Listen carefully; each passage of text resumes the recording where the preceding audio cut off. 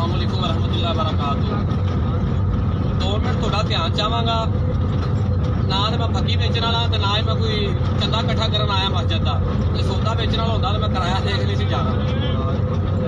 बसां दे विच आउण दा मकसद यह है कि मेरे हाथ दे विच जिहड़ा रसाला है मैं फी सबीलिल्लाह तकसीम कर रहा वां। रसाले का नाम है अकीदा है खत्मे नबूवत, जिहड़ा सानूं 100 विचों 80% मुसलमानां नूं आंदा ही नहीं था।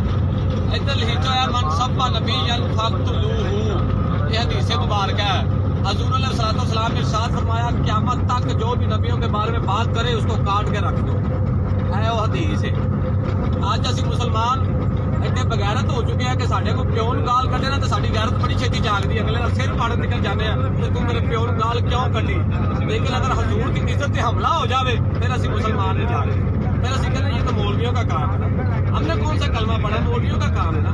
पहला मौलविया कलमा नहीं पढ़िया, रसूलुल्लाह जिन्हें कलमा पढ़िया उन्होंने रसाला फरी तकसीम करन आया वा कि हजूर की इज्जत से पहरा देने की खातर तुसीं तहरीक लबैक पाकिस्तान का साथ दो। अज असीं कहने कि हर बंदा कहता माशाअल्लाह हम भी आशिक रसूल हैं, हम भी आशिक रसूल हैं। लेकिन कला कहने नाल बंदा आशिक रसूल नहीं होंदा। उधरों बंदा नारा लावे कि हम भी आशिक रसूल हैं तो वोट देने लगे खत्म नबूवत दे गद्दारां नूं, वोट देने लगे नमूसर रसालत दे चोरां नूं, पाकिस्तान दे गद्दारां नूं, इस्लाम दे चोरां नूं। उदों सानूं क्यों नहीं समझ आती कि असीं आशिक रसूल आके कौन आ। मकसद है कि जिहड़ा अकीदा है खत्मे नबूवत हर मुसलमान का बुनियादी अकीदा है। जिन्ना देर बंदे दा खत्मे नबूवत ईमान मुकम्मल नहीं, बंदा कामल मुसलमान नहीं हो सकता।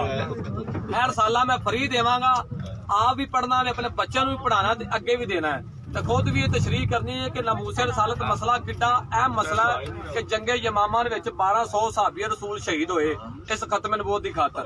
अज हर बंदा कहता है कि मैं 5 टाइम नमाज पढ़ना, एक हज उमरा कर रहा है, मैं आशिक रसूल बन गया। तो हज उमरे नाल बंदा आशिक रसूल नहीं बनता। आशिक रसूल बनने लई सब तो पहले गर्दन हजूर दे दीन वास्ते देनी पैंदी। इस गल्लों कि असीं मुसलमान है, अजे भी वेला आ गया कि सानूं बसां दे विच आके दसना पै रहा कि खत्मे नबूवत की मसला है। घंटे तक लिहाजा रसाला मेरे को तकरीबन 4-5 रसाले रह गए। मेरे लो फिरी रसाला जो भराल जाना चाहे तो जिंदे मत्थे वट पै जाए उन्होंने मैं कुछ नहीं कहूंगा, क्योंकि मुनाफिक शुरू तो लगे आते हैं। जो बंदा इस्लाम की खातर चलेगा वो इमाम हुसैन नूं कहने वाले बड़े से क्या असीं तुहाडे नाल आ, लेकिन करबला के मैदान च 72 रह गए।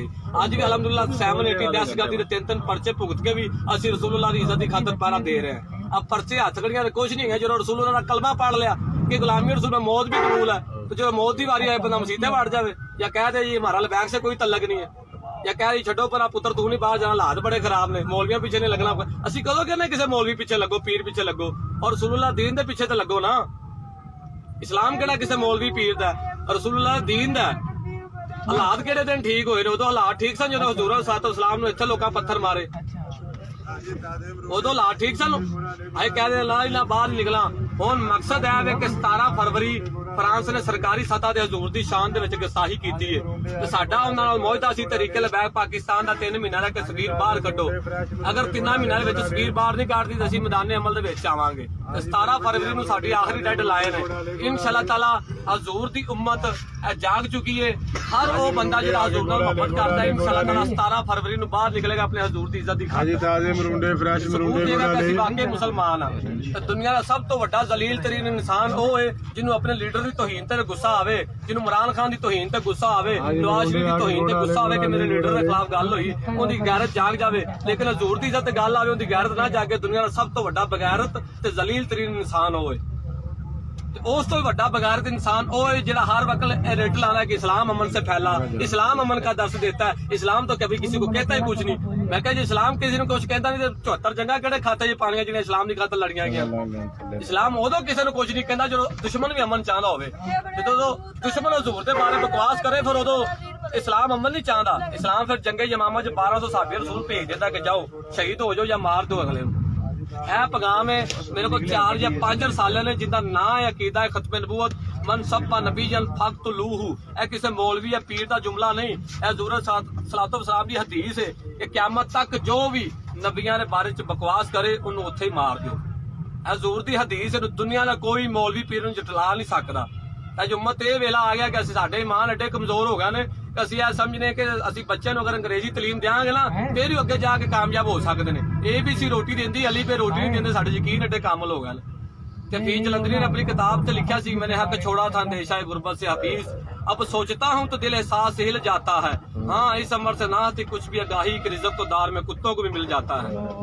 अज ईमान एडा कमजोर हो गया कि नबी का गुलाम हो गया सी। चाह पहली दफा वोट खत्म नबूवत दे गद्दारां नूं दे रहे ने, झूठियां चमचियां नूं दे रहे ने। ऐसे कोलो सारे भरा अपने आप में बदलो। आन का बसा में मकसद ही है, कोई असी चंदा नहीं इकट्ठा कर रहा, कोई असी जनाब फकी नहीं दे रहा, सिर्फ रसाला फ्री तकसीम कर रहे हैं कि साडी वजह अगर एक बंदे नूं पता लग गया कि हजूर की इज्जत ते शराब ते पहरा किवें देना है ते ही समझांगे साडा बसा जान दा मकसद पूरा हो गया। अल्लाह पाक ਤੁਹਾਡਾ सारा धाम नासिर होवे। अल्लाह पाक सोने नबी दा सदका इस पाकिस्तान नूं सदा सलामत रखे कि रसूलुल्लाह दीन तक पे आवे। इंशाअल्लाह वक्त दूर नहीं जब रसूलुल्लाह दीन तक पे आने वाला है। इंशाअल्लाह